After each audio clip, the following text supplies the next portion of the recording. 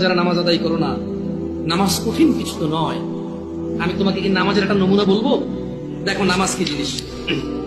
আল্লাহু আকবার বললে, তুমি সানা পড়লে, আউযু বিল্লাহ পড়লে, বিসমিল্লাহ পড়লে, আলহামদুলিল্লাহি রাব্বিল আলামিন মানে সূরা ফাতিহা পড়লে, সঙ্গে যে কোনো একটা সূরা হইলেই হলো, সঙ্গে যে কোনো সূরার বড় একটা আয়াত হইলে হইলো, অথবা ছোট ছোট তিনটা আয়াত হলে চলবে। আমি কি তোমাকে ছোট তিনটা আয়াত পড়ে শোনাবো?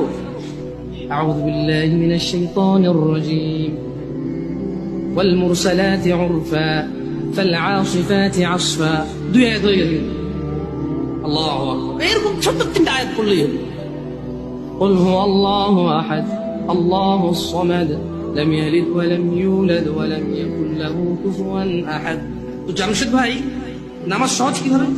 আমি তো শুধু আলহামদুলিল্লাহ সূরা পারি আর কুল পারি, আর কিছু এখন পারি না।